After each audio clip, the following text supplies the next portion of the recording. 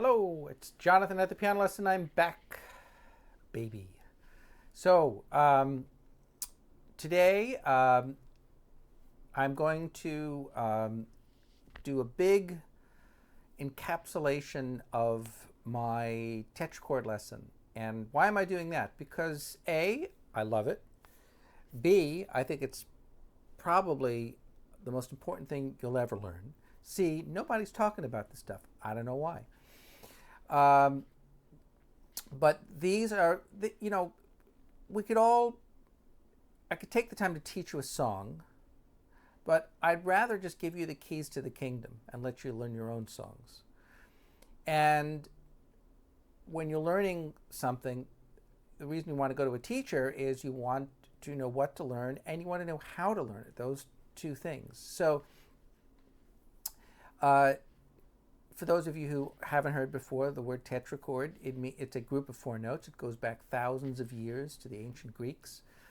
And it is a kind of a unit of music.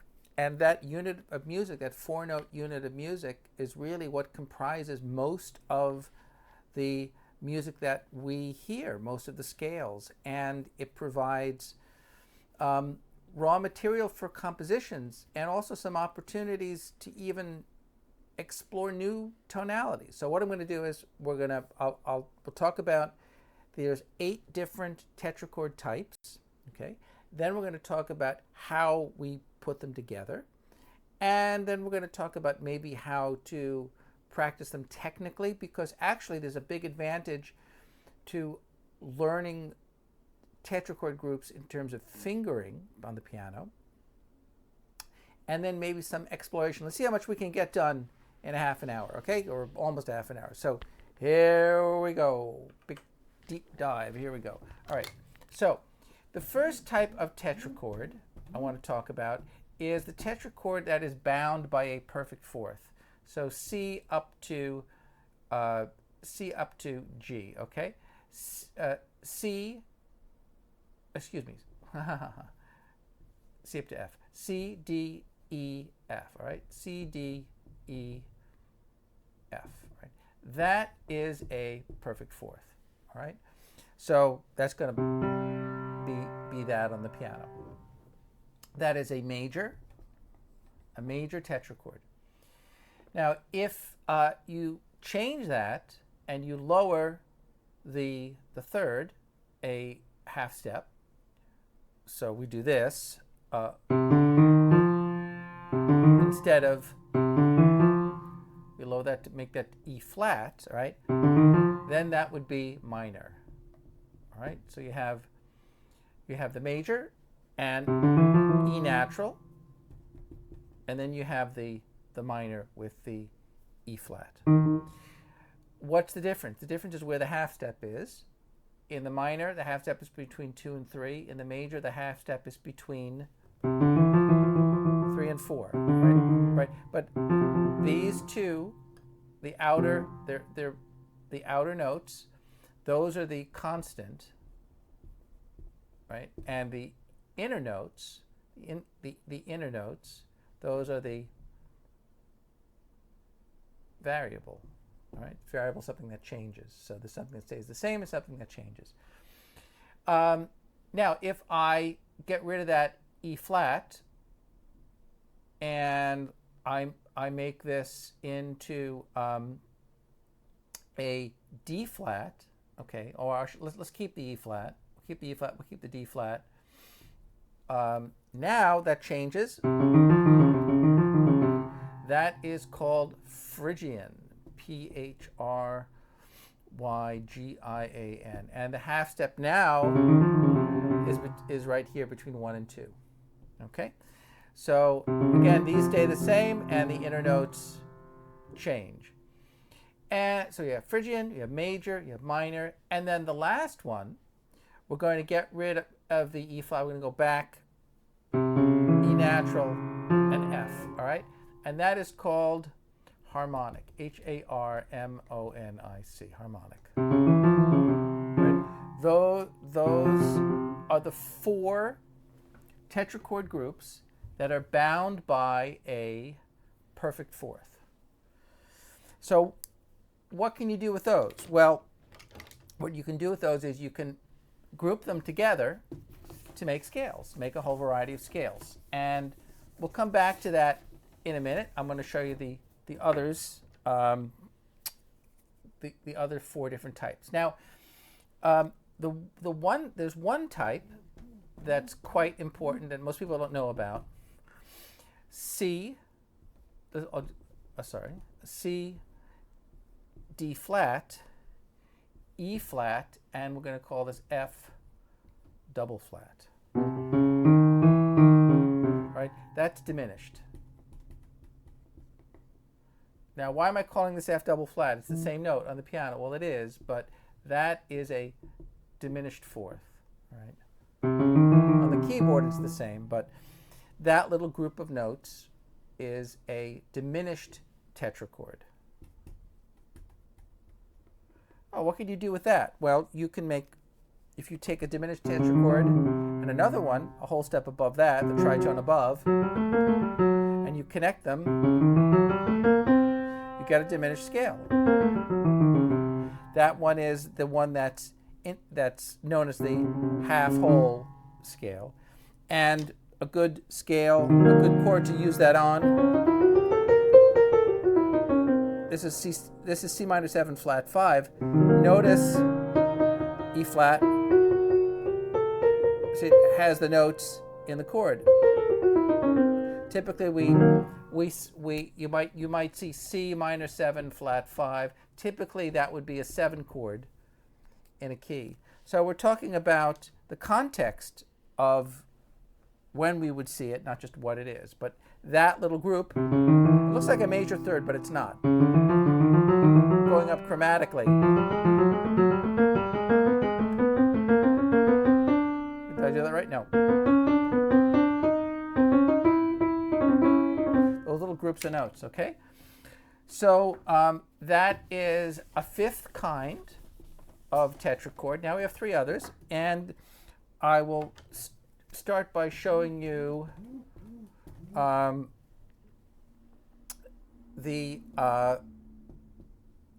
we'll do F, G, A, B natural. F, G, A, B natural, right?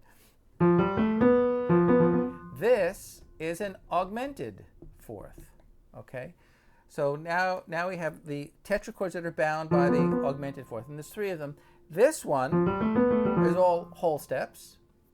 If I take my middle finger and I lower that a half step to A flat, now we get an augmented 2nd. And that sounds like this. All right. When would I see something like that? Well, you would see that as a component of, within the context of a harmonic minor scale, specifically A harmonic minor. Oh, excuse me, that's wrong. When would you see that? Give me a minute, and I'll come back to you. The other possibility is to do this, F A flat, excuse me, F G sharp A B, F G sharp A B. Okay, that you hear, that was the one I meant. I misspoke. All right, that one is within the context of the A harmonic minor scale. Right. The other one also, here's D, E, F sharp, G sharp. That's all whole steps. If I took my middle finger like I did before, move it down a half step, that's in the context of the A harmonic minor scale. All right, so those groups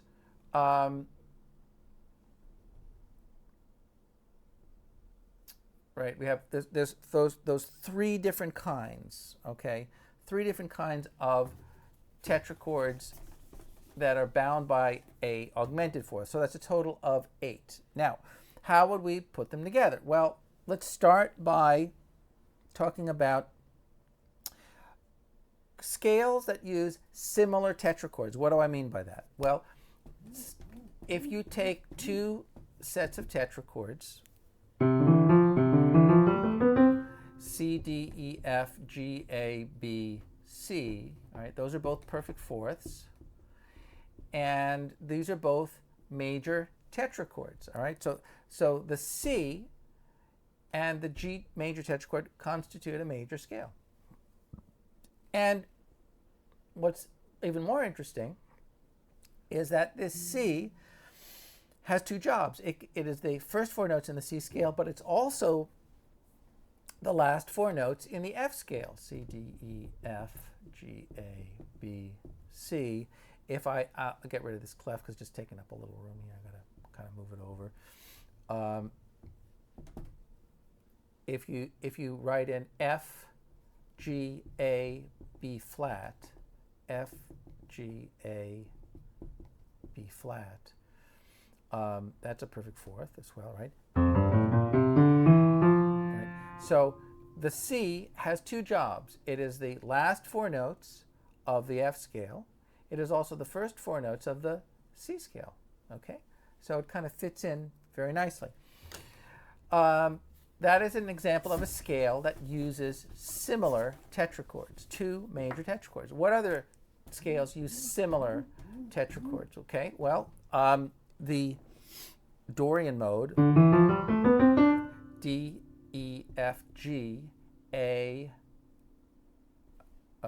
excuse me, I did that wrong. I'm a little off today for some reason. Apologies, you guys. Okay. D, E, F, G, A, B, C, D. All right. There's our two tetrachord groups. They're both minor. That's D Dorian.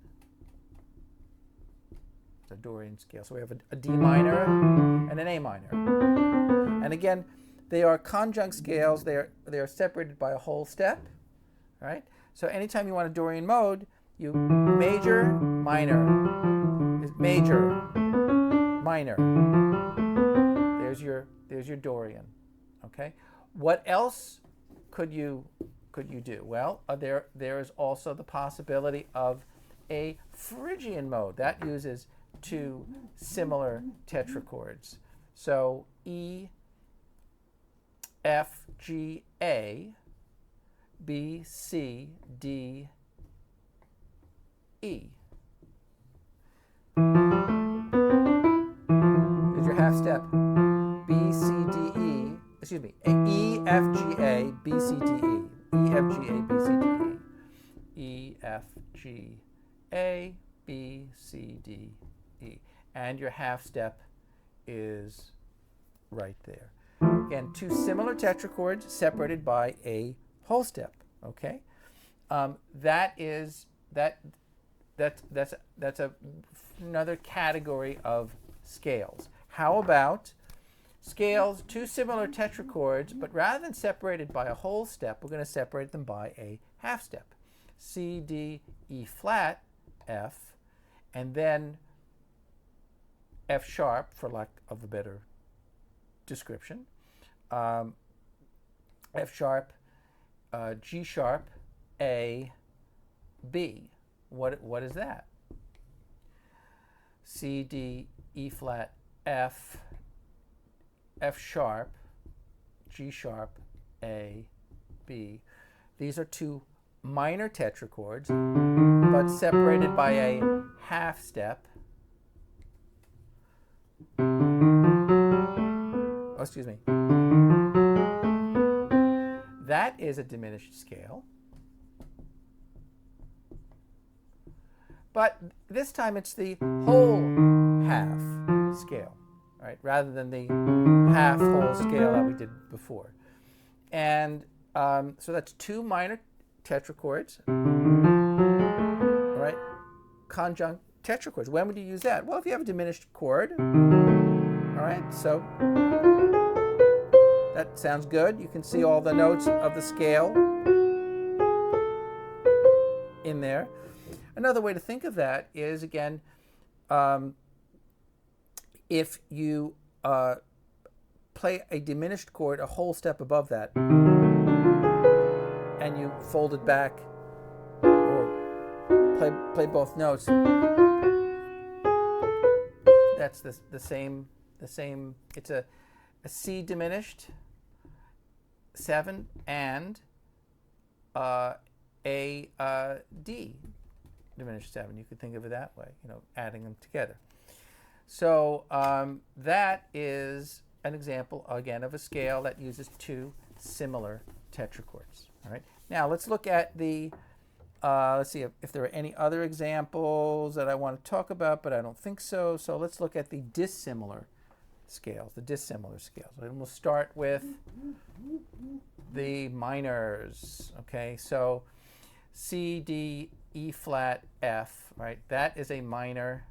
That's a minor tetrachord. It's a perfect fourth there. And it's a minor tetrachord, C minor tetrachord, C, D, E flat, F. Now, if we want a melodic minor scale, G, A, B, C, this is a major tetrachord now.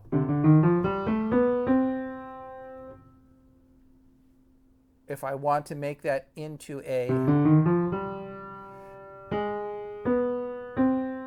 harmonic, harmonic minor, I just lower that to A flat, and now it's harmonic. Okay?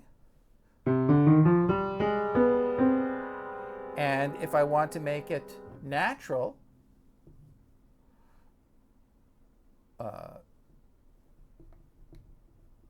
I lower the B flat.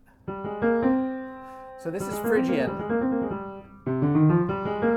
Minor plus Phrygian. Notice all three of those scales share the same type of tetrachord below, right? Do you know how much easier it is to learn music this way, and how much easier it is to learn fingering this way? It's, much, much, much, much easier. Also, fingering. When you play these, you can start out by avoiding the thumb, all right? Just plopping your hand down on different spots. But later on, you could use conventional fingering. So 1, 2, 3, 1, doing those little sections to practicing the thumb, going under, and then the remaining notes. Let's say, whatever we're dealing with, but let's just say melodic minor. You could do that, or if you're going to go up another octave using your thumb, you could do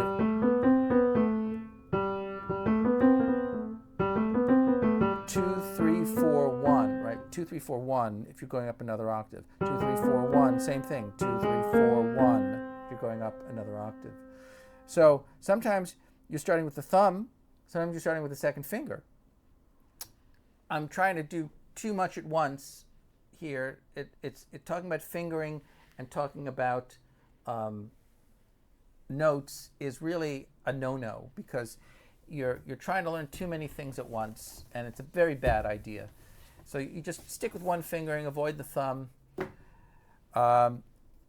Those are the three minor scales. One of them is an Aeolian mode, so that's one of the modes that uses dissimilar tetrachords.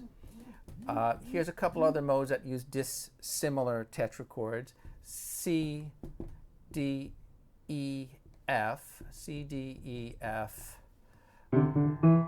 G, A, B flat, C, G, A, B flat, C. Okay, so G, A, B flat, C. So this is major, and this is minor, right? Again, they're all built on perfect fourths. So half of the notes that you're going to need to play in any of these C scales are always going to be the same. It doesn't really matter what it is. C major, C natural minor, C harmonic minor, C melodic minor, C Dorian, C Phrygian, C Lydian. I mean, oh, well, it doesn't, well, not Lydian, but Mixolydian. I mean, all these, they're all going to share the same notes. So if you can construct perfect fourths, stacking conjunct perfect fourths.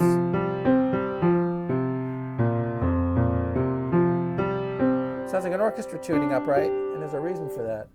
But that's an example of a scale with dissimilar tetrachords. Yeah, okay. And what's another one? That was Mixolydian. We did Dorian, Phrygian. We haven't done Lydian or Locrian yet. So let's do that for a second, because those are quite dissimilar. The ones that we've been talking about so far, again, all use perfect fourths. This one, the Lydian. Let's do F Lydian. F, G, A, B natural, C, D, E, and F. F, G, A, B natural, C, D, E, and F. All right. Two tetrachord groups. This one is major. Oh, excuse me. That one is not major. That one is augmented. All right. That's our tritone there. And this one is major. Right? It's almost like an F major scale, but it has this raised fourth right there.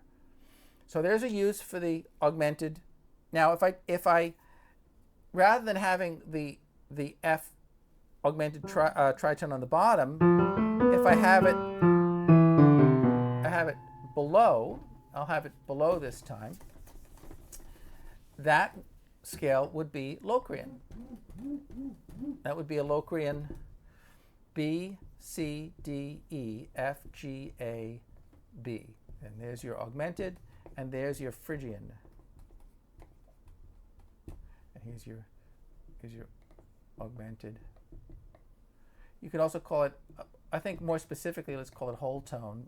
It's a whole tone because they are whole steps. And that one would sound good on a B minor 7 flat 5. It makes sense. You know, it's not the only use for it, but it's, you know, that's an example. So that's, again, two dissimilar tetrachords, but now rather than using tetrachords which are bound by perfect fourths, one of them is bound by an augmented fourth. We talked about the two diminished scales before, and we talked about also the use of the augmented tetrachords as a component. The word component I'm using. A component of another scale. So before I used the example of A harmonic minor and going up one more note, but that's the one with the lowered third, and this one, that's the one with the raised second. Again, this is from F to B. This is from B to G sharp, but nevertheless, I'll write that one out real quick.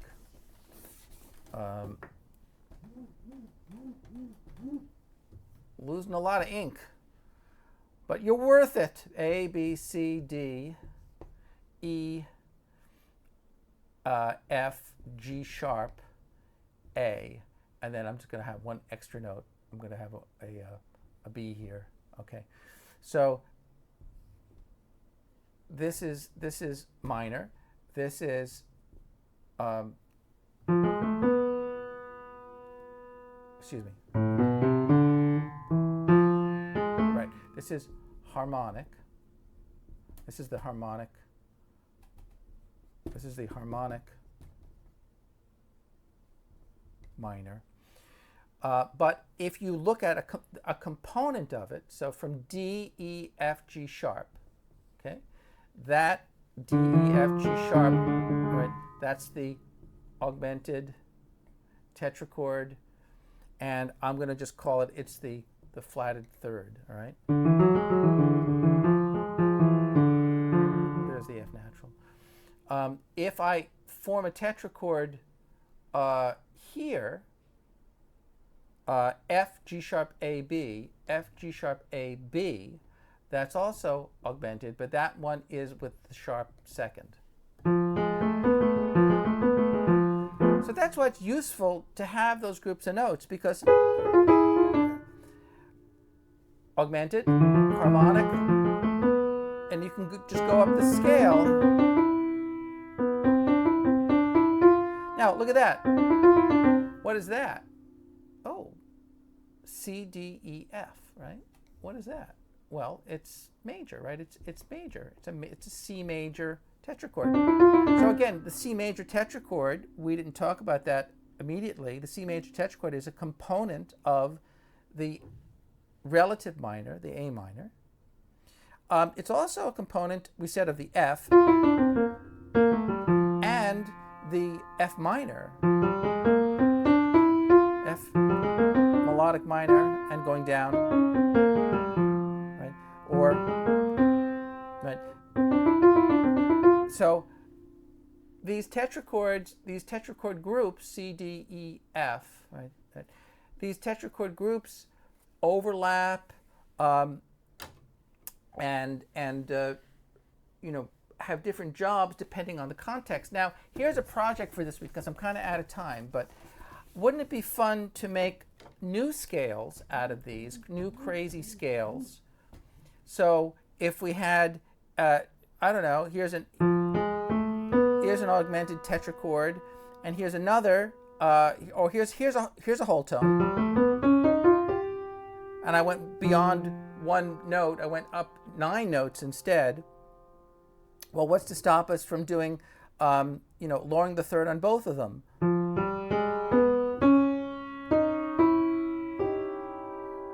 I mean, I don't know. We can do all kinds of crazy stuff because now we have the music isn't so unwieldy anymore. Whew, okay, that was a lot of stuff. What can I say? Take care, and we'll see you next week. And send your comments to me. Bye bye.